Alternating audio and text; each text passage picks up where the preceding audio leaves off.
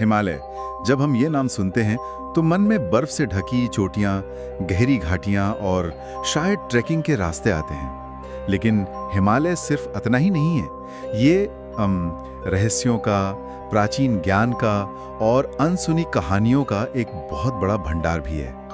आज हम एक ऐसी ही बेहद रहस्यमयी जगह की गहराई में उतरेंगे जिसका जिक्र सदियों से होता आया है, कथाओं में, किंवदंतियों में। अमर गुफा। हमारे पास कुछ दिलचस्प स्रोत हैं, खासकर हिमालय की अमर गुफा, योगियों का रहस्य नाम के दस्तावेज से कुछ अंश। ये इस गुफा के बारे में और वहां रहने वाले माने जाने वाले योगियों के बारे में कई चौंकाने वाली बातें बताते हैं। तो आज हमारा मकसद है इन स्रोतों को खंगालना, समझना कि क्या दावे हैं, क्या मान्यताएं हैं और क्यों ये विषय आज भी इतना खींचता है लोगों को। बिल्कुल। और इस पड़ताल को शुरू करने से पहले एक बात कहना चाहूंगी जो इन स्रोतों से भी साफ झलकती है। ये कथा जो है, ये सिर्फ किसी पहाड़ में गुफा खोजने की एक फिजिकल खोज की बात नहीं है। उससे कहीं ज्यादा ये एक आध्यात्मिक यात्रा, मन की अवस्थाओं और गहरी मान्यताओं से जुड़ी हुई है। ये सिर्फ एक गुफा की कहानी नहीं, ये तो समय, चेतना, इंसान की क्षमताओं की सीमाएं और शायद उनसे परे जाने की जो सोच है उसको छूती है। तो चलिए कोशिश करते हैं इसे समझने की। हाँ बिल्कुल। तो सबसे पहले इसी पर आते हैं, ये अमर गुफा, इसकी मूल अवधारणा क्या है? स्रोत क्या कहते हैं? स्रोत बताते हैं कि हिमालय के बहुत दुर्गम, एकदम अनजान कोनों में ऐसी गुप्त गुफाएं हैं जहां माना जाता है कि हजारों सालों से, पता नहीं कब से, योगी बाहरी दुनिया से बिल्कुल कटकर गहन तपस्या में लीन हैं। और इन्हीं में से एक खास, सबसे रहस्यमयी गुफा को अमर गुफा कहा जाता है।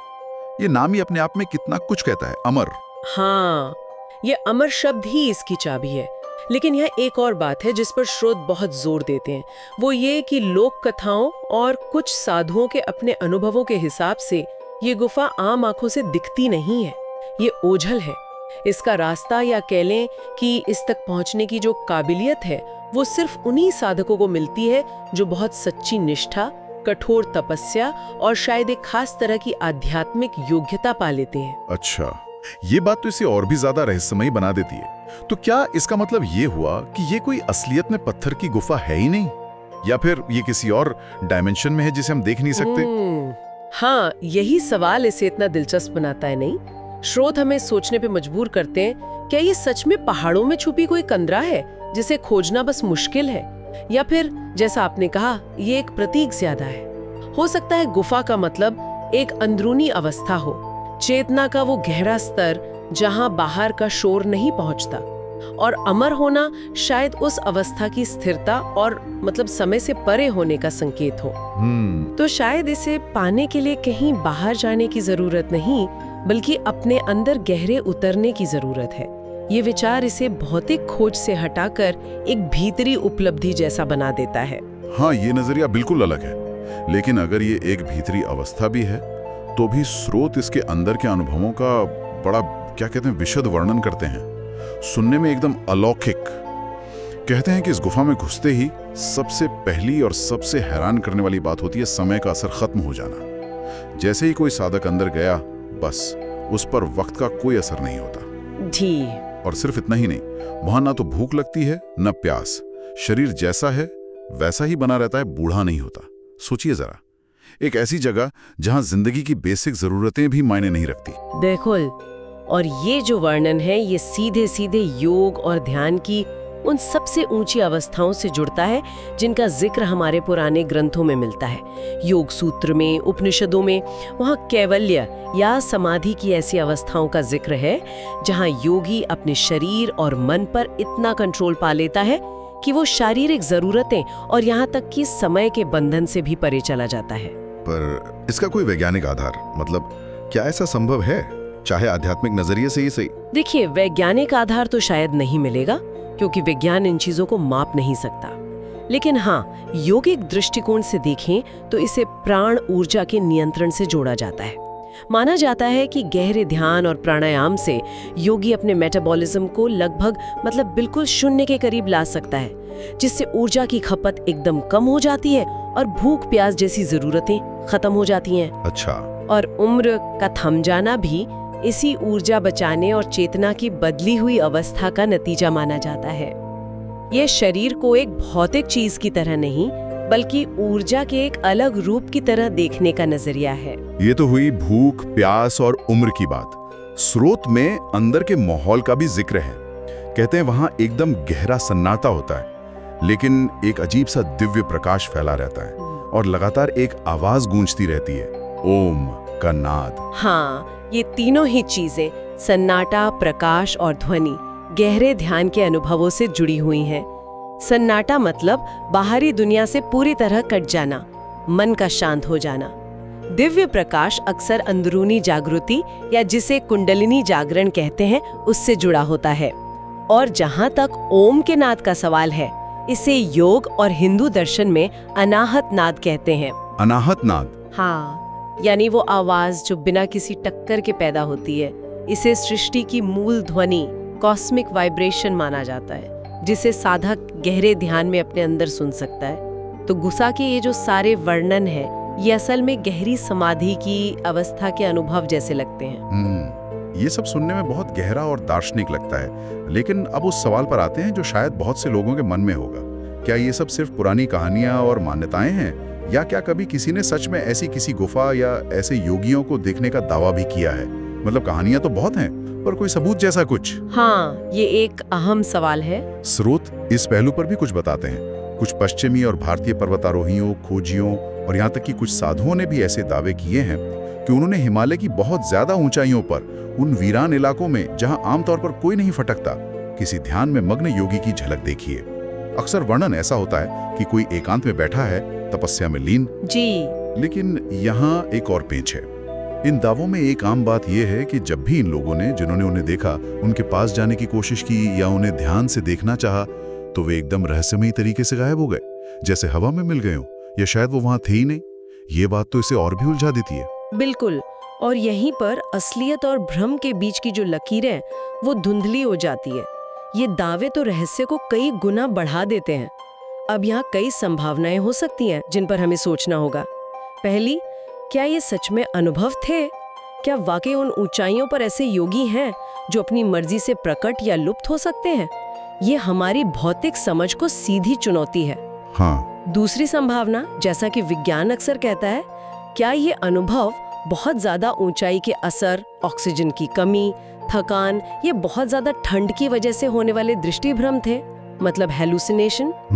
हो सकता है। ऐसे माहौल में दिमाग कई बार अजीब तरह से रिएक्ट करता है। या फिर क्या ये भी हो सकता है कि ये कहानियां पहले से मौजूद मान्यताओं को और पक्का करने के लिए, मतलब लोग वही देखते हैं जो वो देखना चाहते हैं या जिसकी उम्मीद करते हैं?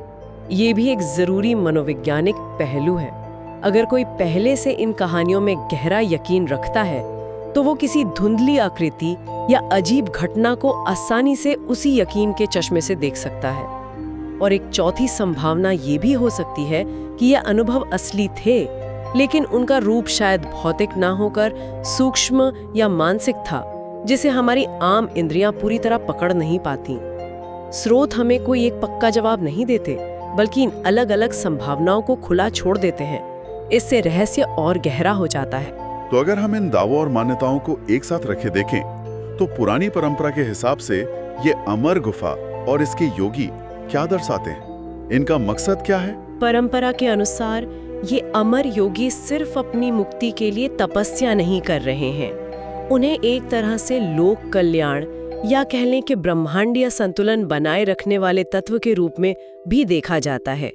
माना जाता है कि वे दुनिया के शोर शराबे, साम्राज्यों के बनने बिगड़ने, युगों के बदलने के मूक गवाह हैं। अच्छा, मतलब वो दुनिया पर नजर रखते हैं। हाँ, एक तरह से वे अपनी आध्यात्मिक ऊर्जा से दुनिया को प्रभावित करते हैं, भले ही वो सीधे तौर पर दखल ना दें। वे अनंतता, स्थिरता और इस नश्वर दुनिया की क्षण भंगुरता के बीच एक पुल की तरह हैं।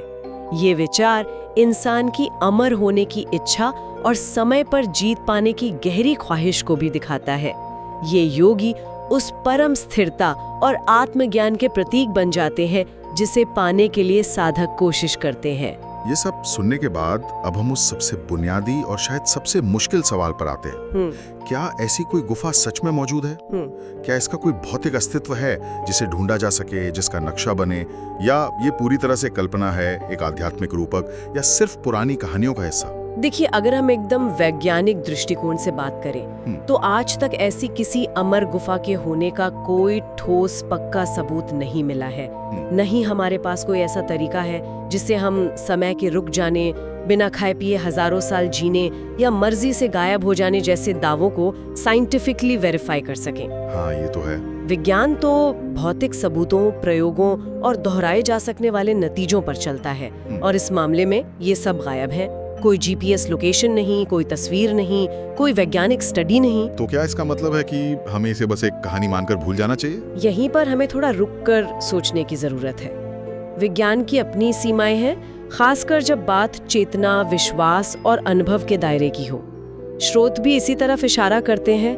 भारतीय अध्यात्म, योग और तंत्र परंपराओं में इस तरह की कथाओं का महत्व अक्सर उनके लिटरल मतलब शाब्दिक सच से कहीं ज्यादा उनके प्रतीकात्मक और प्रेरणा देने वाले मूल्य में होता है। ये कथाएं महज कहानियां नहीं हैं, ये गहरे आध्यात्मिक सत्यों को समझाने के लिए इस्तेमाल किए जाने वाले रूपक हो सकती हैं। अमर गुफा शायद उस अंदरूनी जगह का प्रतीक है जहां आत्मा समय और शरीर के बंधनों से आजाद होती है। अमर योगी शायद उस आदर्श चेतना अवस्था का प्रतीक है जिसे पाना योग का आखिरी लक्ष्य है। सही बात है। ये कथाएं विश्वास की शक्ति को दिखाती हैं। ये विश्वास कि इंसान अपनी चेतना को इतना विकसित कर सकता है कि वो आम भौतिक नियमों से परे जा सके। ये साधकों को प्रेरणा देती है कि हाँ, आत्मानुशासन, ध्यान और तपस्या से मानवीय सीमाओं को लांघना मुमकिन है। तो भले ही भौतिक गुफा ना मिले, इन कथाओं का सांस्कृतिक और आध्यात्मिक महत्व तो बना ही रहता है। और स्रोत के अंत में एक बहुत ही काव्यात्मक, एक सुंदर विचार का जिक्र है। कहते हैं कि जब हिमालय की ऊंचाइयों पर बर्फीली हवाएं तेज चलती हैं, जब घाटियों में गहरा सन्नाटा छा जाता है, तो कुछ संवेदनशील लोग या गहरे ध्यान में बैठे साधक आज भी उन हवाओं में, उस सन्नाटे में, उन अमर योगियों के दिव्य ध्यान की एक हल्की सी गूंज या स्पंदन महसूस कर सकते हैं। ये एक खूबसूरत कल्पना है जो इस पूरे रहस्य को तर्क और सबूत से परे एक अनुभव के लेवल पर जिंदा रखती है। ये काव्यात्मकता शायद इस कथा की आत्मा है। ये हमें याद दिलाती है कि दुनिया में सब कुछ सिर्फ लैब में साबित नहीं किया जा सकता। मानवीय अनुभव, विश्वास, मिथक, कला, इनका अपना एक सच होता है जो तार्किक सच से अलग होकर भी गहरा और असरदार हो सकता है। ये रहस्य को रहस्य बने रहने की इजाजत देता है, और शायद यही उसका आकर्षण है। तो आज हमने अमर गुफा की इस बहुस्तरीय कथा की पड़ताल की।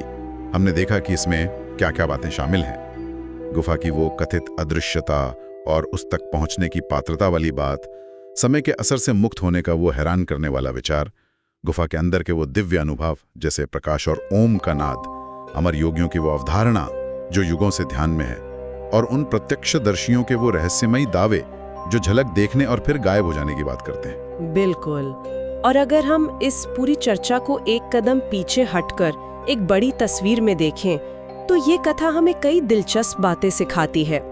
ये दिखाती है कि कैसे कुछ जगहें, कुछ विचार, भले ही उनका कोई ठोस भौतिक सबूत हमारे पास ना हो, फिर भी वो किसी संस्कृति या आध्यात्मिक परंपरा के लिए कितने गहरे मायने रख सकते हैं। वो पीढ़ियों तक जिंदा रहते हैं, लोगों को प्रेरणा देते हैं और उनकी कल्पना को उड़ान देते हैं। ये कथा मानवीय चेतना की सीमाओं को टटोलने की हमारी वो पुरानी इच्छा, अमरता की खोज और अनदेखे, अनजाने, रहस्यमय के प्रति हमारे स्वाभाविक और गहरे आकर्षण को दिखाती है। ये बताती है कि इंसान हमेशा से उन चीजों से मोहित होता रहा है जो उसकी तार्किक समझ से परे हैं। इन स्रोतों की गहराई में उतरने और इस पूरी चर्चा के बाद एक विचार मेरे मन में अटक गया है जो शायद हमारे सुनने वालों को भी सोचने पर मजबूर करे। चलिए एक पल के लिए मान लेते हैं कि ऐसी किसी भौतिक गुफा का अस्तित्व कभी साबित नहीं हो पाएगा। फिर भी इस तरह की कथाओं का, अमर योगियों की, समय से परे जाने की, गुप्त स्थानों की कहानियों का हजारों सालों से पीढ़ी दर पीढ़ी इतने मजबूती से बने रहना, लोगों के सामूहिक मन में इतने गहरे तक बसा होना, ये अपने आप में इंसान के मन की किन गहराइयों, किन दबी हुई इच्छाओं, किन अनकही आकांक्षाओं या शायद किन आध्यात्मिक संभावनाओं की ओर इशारा करता है। इस पर सोचना वाकई दिलचस्प है।